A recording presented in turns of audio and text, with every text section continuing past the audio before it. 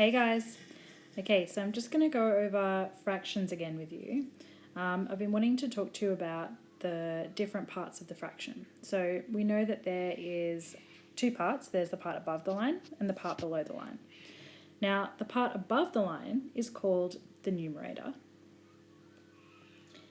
And then we have the part below the line, which is called the denominator. Now, the denominator is actually the more important part because it tells us how many parts the whole, so the total group or the whole object, it tells us how many equal parts, and remember that equal is important, they need to be equal, how many equal parts the whole was divided into.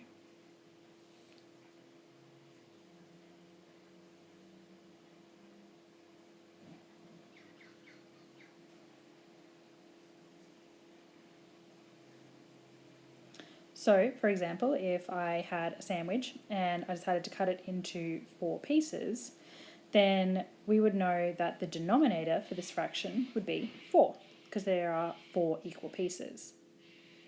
So now, when we go to the numerator is telling us how many of those equal parts, how many of those denominations we're actually going to be working with. So, say for example, with my sandwich, I had divided it into 4 equal pieces, but then I decided to eat 3 of them. So then we know I have eaten 3/4 of my sandwich, 3/4, and I would have 1/4 left over. Now, this can be used in lots of different ways as well, such as with our measurement, which is what the exploration is asking you to do this week. So say I was looking at a metre, I was looking at length. We know that a metre is divided into centimetres and that there are 100 centimetres in a metre. So there are 100 equal parts, so centimetres, and then so 1 centimetre is 1/100th of a metre.